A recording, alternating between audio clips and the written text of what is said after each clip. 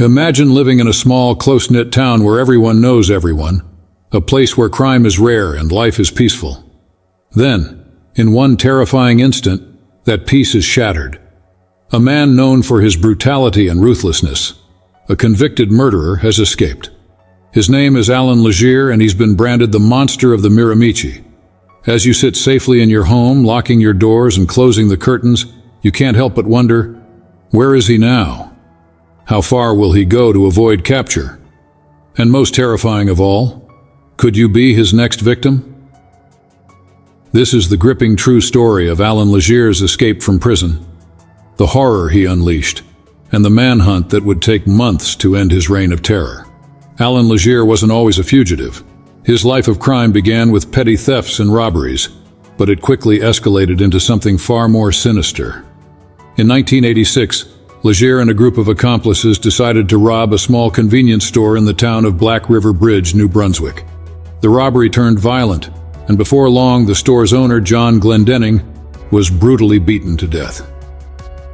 His wife, Mary, barely survived the attack, but not without enduring hours of unspeakable violence. The trial that followed was straightforward. Allan Legere was sentenced to life in prison for the murder of John Glendenning. For most criminals, this would be the end of the road. But for Legere, it was just the beginning. Prison didn't break Legere. It fueled him. He was a man consumed by anger, and the walls of the Atlantic institution couldn't contain his need for violence. His infamy grew inside prison as inmates whispered about his cold, calculating nature.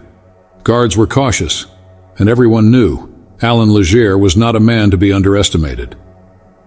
In the spring of 1989, Legere began hatching a plan to break free. This was no Hollywood-style prison break with tunnels and elaborate tools. No, Allan Legere's plan relied on his manipulation skills, his ability to outthink his captors. He complained of an ear infection, a common enough medical issue. But Legere wasn't just looking for treatment, he was looking for an opportunity. By May 3, 1989, that opportunity arrived. The guards, believing it was a routine medical trip, escorted him to the doctor, Georges L. Dumont Hospital in Moncton. He was shackled and under close supervision, or so they thought. But Legere had a secret weapon, a hidden key that he had somehow smuggled into his possession. The moment of his escape was pure chaos. With his hands still cuffed, Legere attacked. He overpowered the guards with a brutal force, disarming them and forcing one to strip. He donned the guard's uniform and grabbed the firearm. With quick thinking and unmatched nerve, Legere blended into the crowd, slipping out of the hospital as if he were just another officer.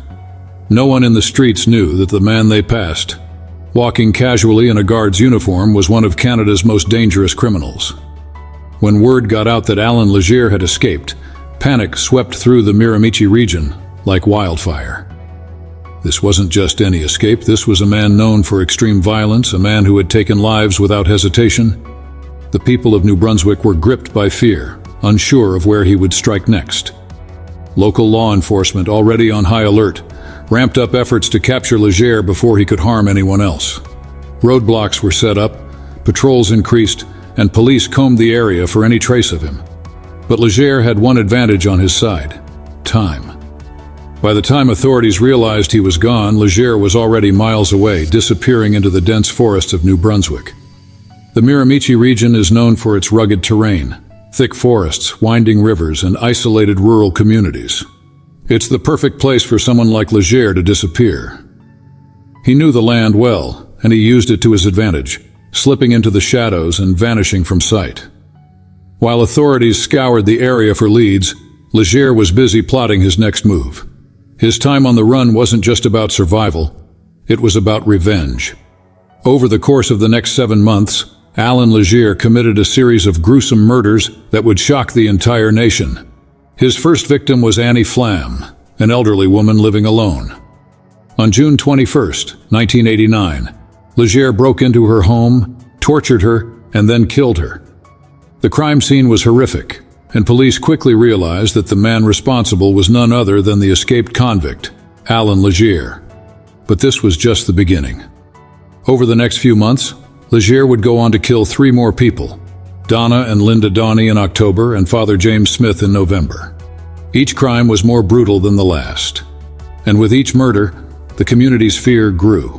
Legere wasn't just killing for survival, he was killing for pleasure. His methods were calculated and cruel, and his ability to evade capture only added to his terrifying reputation. The press dubbed him the Monster of the Miramichi, a name that would haunt the region for years to come. As the body count grew, so did the pressure on law enforcement to capture Legere. The RCMP, local police, and military forces joined together in one of the largest manhunts in Canadian history. Helicopters circled overhead, roadblocks were set up at every major exit, and officers patrolled the streets day and night. Despite their efforts, Legere remained elusive. He used the dense forest to his advantage, hiding in abandoned cabins, stealing food and supplies, and constantly moving to stay ahead of his pursuers. He seemed to be everywhere and nowhere at once. People began reporting strange sightings, convinced they had seen the monster lurking in the shadows. The longer Legere evaded capture, the more desperate the authorities became. The RCMP even brought in specialized tracking teams to follow his trail, but Legere always seemed to slip away at the last moment. It wasn't just law enforcement that was feeling the pressure. Ordinary citizens were living in fear. Doors that had once been left unlocked were now bolted shut. Residents refused to go outside after dark, and parents kept their children close at all times.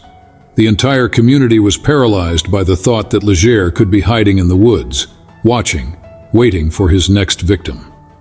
After 7 months of terror, the manhunt finally came to a head. On November 24, 1989, police received a tip that Legere had been spotted near Nelson, New Brunswick. Officers raced to the scene, determined not to let him escape again. This time, Legere's luck had run out. After a brief pursuit, he was captured. The monster of the Miramichi had been caged once more.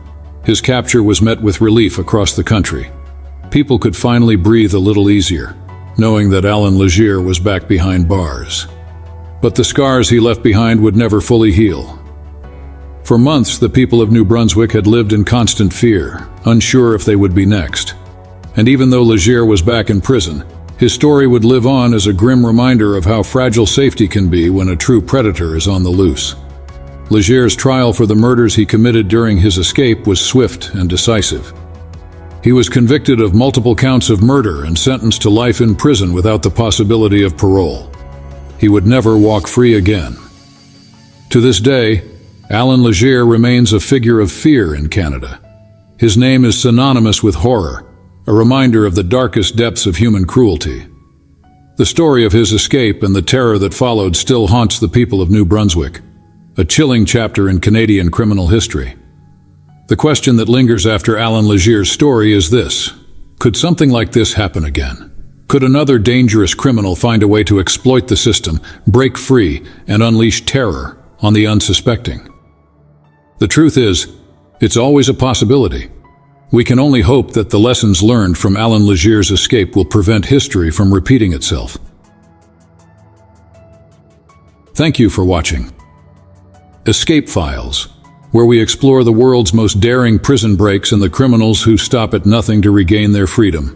If you're intrigued by stories of notorious criminals and spine-chilling escapes, make sure to like us, subscribe, and hit the notification bell to stay updated on all our latest videos.